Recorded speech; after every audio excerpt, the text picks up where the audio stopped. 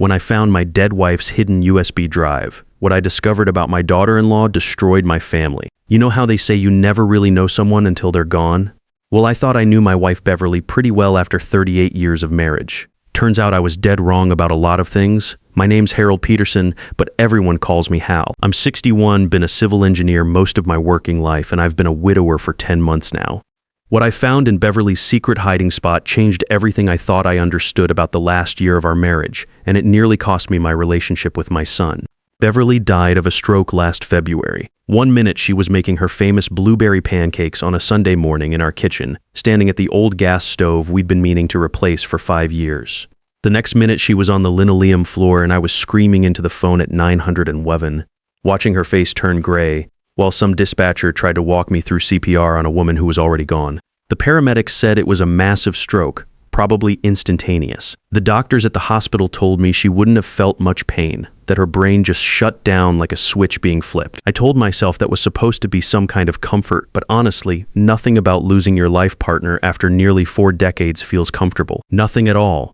For months after the funeral, I just went through the motions like some kind of robot. You know how it is when someone dies. Everyone brings casseroles for the first few weeks, sends sympathy cards with flowers on them, calls to check on you. Then life moves on for everybody else and you're left alone with a house that's too quiet and a refrigerator full of food you don't have the appetite to eat. My son Victor would call every few days from his place across town, asking how I was holding up. His wife Diane would swing by twice a week with groceries I didn't ask for, usually the expensive organic stuff from that fancy store downtown. She'd organize my medicine cabinet, sort through my mail, help me understand the insurance paperwork that seemed to multiply every time I turned around. Everyone said I was lucky to have such caring family, such a thoughtful daughter-in-law who went out of her way to help her grieving father-in-law. The ladies at church would pat my arm and tell me how blessed I was to have Diane looking after me. Margaret Davis, my neighbor for 20 years, would see Diane's car in my driveway and comment on what a wonderful girl Victor had married. If only any of us had known what kind of caring Diane was really doing.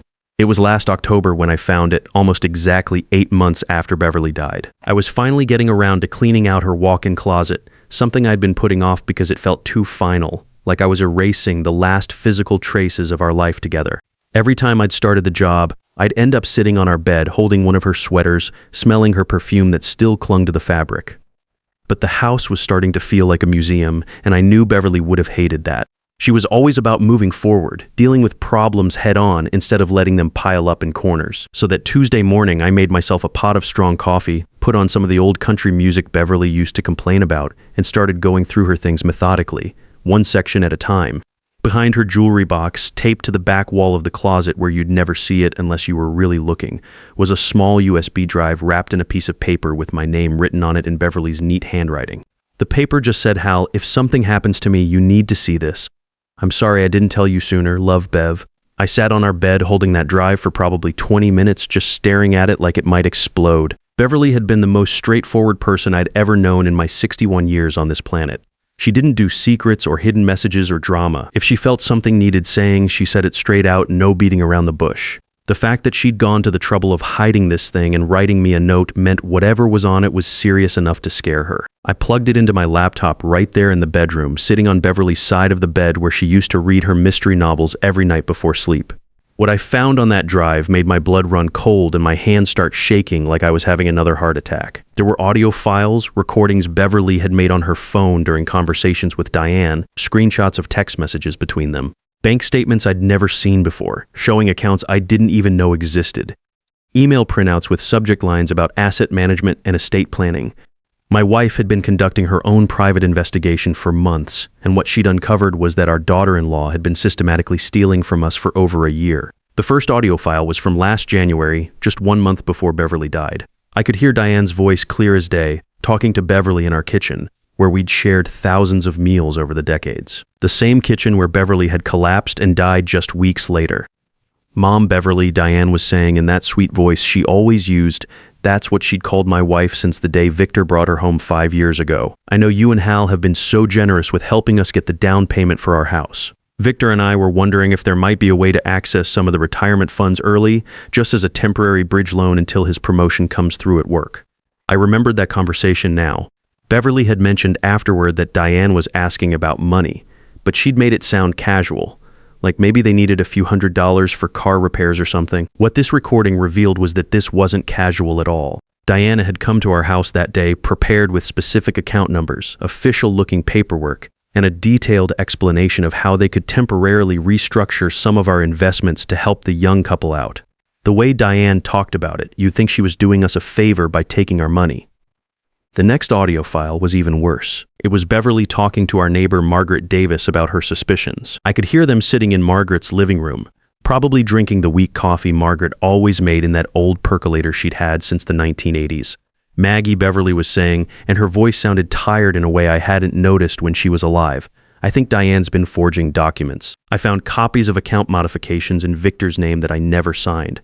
Hal never signed them either, but somehow they went through the bank. I had to pause the recording right there. My hands were actually shaking, and I could feel my heart doing that irregular thing it had done during my heart attack 18 months ago. I'd spent my whole career as an engineer dealing with structural problems, foundation issues, things that could bring down buildings if you didn't catch them in time.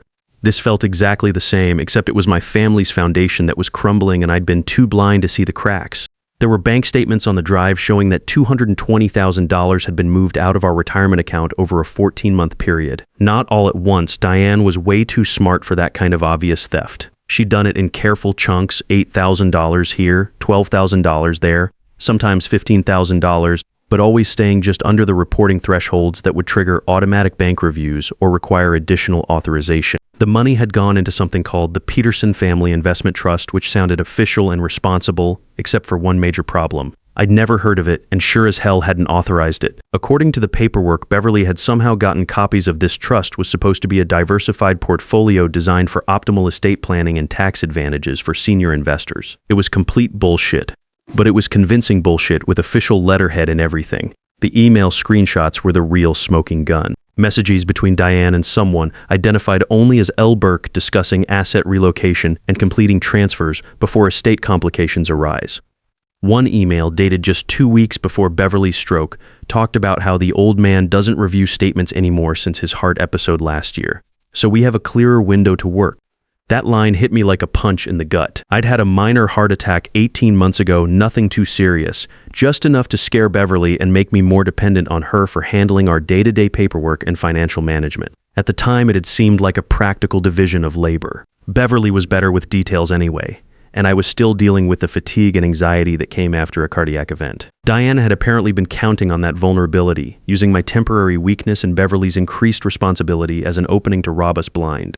Every time she'd offered to help Beverly with the banking or investment paperwork, she'd actually been setting up another transfer. I spent the rest of that night going through everything on Beverly's drive. My wife had been documenting this fraud for months, and she'd been thorough about it in a way that would have made any engineer proud.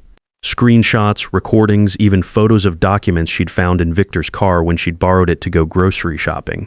Beverly had turned herself into a private investigator, and she'd done it without me having the slightest clue what was going on. The last file on the drive was a video message from Beverly, recorded on her phone just 3 days before she died. Seeing her face again, hearing her voice talking directly to me from beyond the grave, that nearly broke me completely. She was sitting in our kitchen at the little table where we'd eaten breakfast together for 15 years, and she looked tired in a way I hadn't noticed when she was alive. "Hal," she said, looking directly into the camera, "if you're watching this, then I'm gone and you found my hiding spot. I should have told you about this while I was still here, but I was scared. Scared of what it would do to Victor, scared of what it would do to you, scared of what it might do to our family." She paused, wiping her eyes with a tissue. I kept thinking I could handle it myself. Maybe get Diane to return the money quietly without destroying everything we've built with our children. But it's gotten worse, Hal. She's not just stealing from us anymore. She's got Victor convinced that all of this is legitimate, that we agreed to these transfers because we were getting forgetful about financial stuff. The video went on for another 12 minutes. Beverly had figured out that Diane wasn't working alone. She was funneling our money through fake investment accounts controlled by some business partner of hers. The plan was apparently to wait until both Beverly and I died, then claim the investments had failed during the market downturn and the money was gone. By the time anyone figured out what really happened, the money would be safely hidden away in accounts Diane controlled, and she'd play the grieving daughter-in-law who'd done her best to help with our finances during our declining years. She's been recording our phone conversations, Beverly said in the video, her voice getting stronger as she talked. She's got files on our health problems, our doctor visits, even our arguments about money. She knows exactly when your Social Security payments come in, when the pension checks arrive, how much we spend on groceries each month. She's been studying us like we're some kind of science experiment. Beverly leaned closer to the camera, but here's what she doesn't know, Hal. She doesn't know that I've been studying her right back. Every phone call, every visit, every time she's offered to help us with paperwork, I've been documenting everything, and I've got proof of what she's been doing. After watching that video, I didn't sleep for 2 straight days. I kept thinking about all the times over the past year that Diane had been in our house helping with bills, organizing our paperwork, being the perfect daughter-in-law. Every time she'd offered to help, every concerned question about our financial planning, every suggestion about modernizing our investment strategy, it had all been part of setting us up for the biggest theft of our lives. And the worst part was that she'd gotten our own son to help her do it. I knew I had to do something about what Beverly had discovered, but I also knew I had to be smart about it. This wasn't some construction site problem I could fix with the right tools and some elbow grease. This was legal, financial, and it involved my son. One wrong move and I could lose Victor forever, and Beverly would never forgive me for that. First thing I did was make copies of everything on Beverly's USB drive. Then I called Margaret Davis, the neighbor Beverly had confided in. Margaret's a retired postal worker, sharp as a tack at 68, and she'd been our friend for 20 years. When I told her what I'd found, she wasn't even surprised. "Hal," she said, sitting across from me at her kitchen table with a cup of that terrible coffee. Beverly came to me 3 months before she died. She was beside herself trying to figure out what to do. She loved Victor so much, but she could see what that woman was doing to him, and to both of you. Margaret helped me find a lawyer, Carolyn Martinez, who specialized in financial fraud cases. Carolyn was about 45, had been practicing for 20 years, and when I showed her Beverly's evidence in her downtown office, she just nodded grimly and said, "Your wife did excellent investigative work. This is absolutely prosecutable," but Carolyn also warned me that going after Diane legally would mean going after Victor too, at least in the court's eyes. He was on all the account modifications, had signed documents, had been present for meetings with bank officials. Whether he was a willing accomplice or a manipulated victim, the law wouldn't necessarily distinguish between the two. That's when I made a decision that Beverly probably would have disagreed with. Instead of going straight to the police with what we had, I was going to give Diane enough rope to hang herself with. If she was as greedy and overconfident as she seemed to be, maybe I could get her to incriminate herself further and prove that Victor was just being used. I hired a private investigator, a guy named Leonard Burke, no relation to the L. Burke from Diane's emails, just a coincidence that almost made me laugh if the situation hadn't been so serious. Leonard was an ex-cop in his 50s who specialized in white-collar crime. And when I showed him Beverly's evidence, he whistled low and said this was some of the most thorough documentation he'd ever seen from a civilian. "Your wife missed her calling," he told me. "She would have made a hell of a detective." I asked Leonard to do 2 things. Find out where our money really was and set up some surveillance to catch Diane in the act of whatever she was planning next. What Leonard found over the next month made the $220,000 look like small change compared to the bigger picture. Diane hadn't just been stealing from us. She'd been using our family name and Victor's credentials to run a much larger scam, borrowing money from other elderly couples in our social circle and promising them high-return investments. She'd apparently convinced 3 other families to invest money with her, using our family's good reputation in the community as her calling card. Leonard showed me bank records, indicating that she'd collected nearly $400,000 total from various victims, all of them retirees who trusted the Peterson name because they'd known Beverly and me for decades. Leonard also discovered that Diane had been recording phone conversations with me and Beverly for over a year, keeping detailed files on our health issues, our financial worries, even our plans for estate distribution. She had folders on us like we were marks in some long-term confidence game, complete with notes about our weekly routines, our doctor appointments, and our relationships with our children. The surveillance part was easier than I'd expected. Leonard set up some monitoring software on the computer Victor and Diane shared. Apparently she'd grown so confident in her scheme that she wasn't even bothering to cover her digital tracks anymore. Within 2 weeks, we had recordings of her on phone calls with her business partner, talking about liquidating the Peterson assets before I figured things out and complicated everything. One conversation made my jaw drop and my hands clench into fists. Diane was talking to someone about how my heart attack the previous year had been perfect timing because it made me less sharp about money stuff and more dependent on Beverly. She actually said she hoped I'd have another one soon because it would make the whole thing easier to wrap up before he becomes a problem. That's when I stopped feeling any guilt about what I was planning to do to her. The trap I set was simple, but it required me to act like the confused old man Diane apparently thought I was.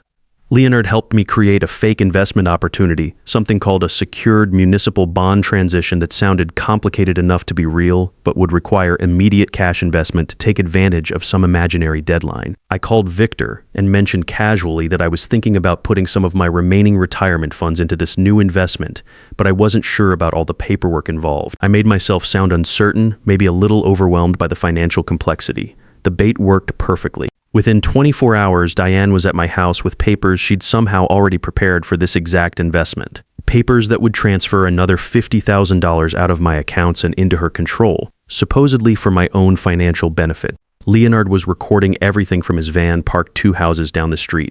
Diane spent over an hour in my living room that afternoon, sitting on the same couch where Beverly used to read her mystery novels, explaining how this municipal bond investment would be perfect for someone in my situation. She'd already done all the research, she said. She could handle all the paperwork for me, just like she'd helped with those other account modifications over the past year. I played my part perfectly, acting confused about some of the technical details, asking questions that made me sound like I wasn't entirely sure what I was agreeing to. Diane was patient with me, almost condescending in the way she explained things, like I was a child who needed simple concepts broken down into smaller pieces. When I asked her directly about those previous account modifications she'd mentioned, she didn't even blink.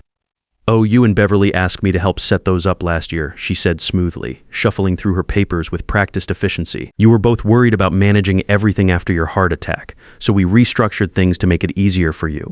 The recording captured her forging my signature right there on my coffee table, using the same pen Beverly used to write grocery lists. That was enough for Carolyn Martinez. We had Beverly's original evidence, Leonard's surveillance recordings, audio of Diane admitting to document manipulation, and now video footage of her committing fraud in real time. Carolyn filed criminal charges the following week. The police arrested Diane at her job on a Tuesday morning.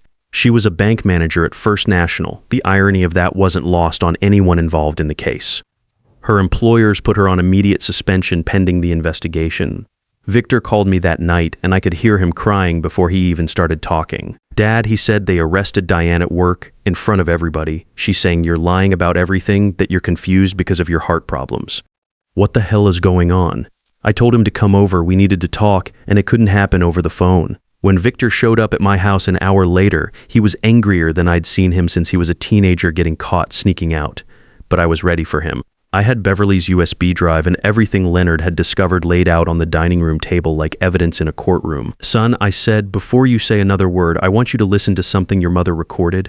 I played him the audio of Beverly talking to Margaret about her suspicions. Then I played him Diane's voice from Leonard's surveillance talking about liquidating our assets and hoping for my heart attack. Victor's face went white, then red. Then he just sat down hard in Beverly's old reading chair and put his head in his hands. "Dad," he said finally, his voice barely above a whisper. "I thought she told me you and Mom had asked her to help with the finances. She said you were both getting forgetful about money stuff and needed someone younger to organize things properly. It took 3 hours, but I walked Victor through everything Beverly had documented, the bank statements showing unauthorized transfers, the forged signatures on modification forms, the email chains discussing asset relocation, the recordings of Diane planning to drain our accounts completely. By the end of it, my son was crying, really crying for the first time since Beverly's funeral. "She played me completely," he said.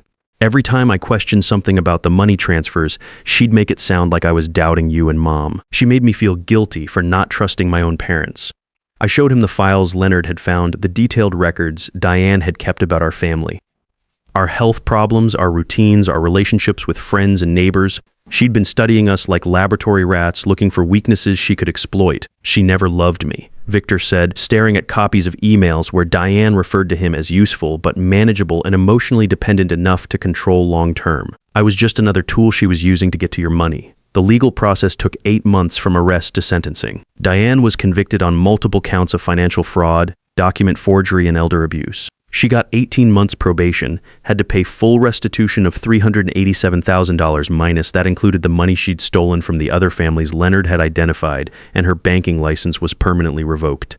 Victor divorced her while the trial was going on. Turns out she'd been planning to leave him anyway once she'd gotten everything she could from our family. Leonard's investigation revealed she'd already been having an affair with her business partner, the same guy who'd been helping her hide the stolen money in offshore accounts. We recovered most of our money, though the legal fees ate up about $35,000 of it. Victor moved back to our neighborhood, and got a job with a local construction company. He said he needed to do something honest with his hands for a while, something that felt real after being lied to for so many years. We have dinner together twice a week now, and we talk about Beverly a lot, about how she tried to protect all of us, even when it meant keeping secrets that must have been eating her alive, about how she documented everything with the precision of an engineer because she knew I'd need ironclad proof, not just accusations. My daughter Joyce flew in from Portland for the trial. She'd never trusted Diane from the beginning, said there was something about her that felt calculated. Joyce stayed for 2 weeks after the sentencing, helping us figure out new financial arrangements and making sure Victor was getting the counseling he needed. The hardest part of this whole experience wasn't losing the money or dealing with the legal system. It was realizing how completely I'd been fooled by someone I'd welcomed into my family. I'd spent 35 years as an engineer, trained to spot structural weaknesses and potential failure points. But I'd missed the biggest threat to my family's foundation because it came with a smile and offers to help. Beverly knew, though, even when she was dying, even when keeping that secret was probably adding stress to her final months, she was still protecting us. She gathered evidence with the same methodical care she brought to everything else in her life, documenting each theft and lie, because she understood that I'd need facts, not emotions, to make things right. I kept Beverly's USB drive. It sits in my desk drawer now, next to a photo of the two of us from our 35th wedding anniversary. Some days I take it out and think about how well she knew me, how she prepared everything I'd need to seek justice without destroying our family completely. These days, I handle all my own financial paperwork. I learned that lesson the hard way, and I'm not planning to make that mistake again. But I also haven't let what happened turn me into someone who trusts nobody. Beverly trusted me with her secret investigation, and that trust saved all of us. Victor's doing better now. We're closer than we've been since he was a kid, and sometimes I think Beverly would be proud of how we survived this together. She always said families could get through anything if people were willing to tell each other the truth. She was right about that, just like she was right about everything else. If someone you love leaves you a locked door, go through it, because the people who truly care about you will always leave you the tools to protect yourself, even after they're gone. Trust is something you build over decades and lose in an instant. But the difference between a fool and a survivor is knowing that some betrayals teach you to trust more wisely, not to stop trusting completely.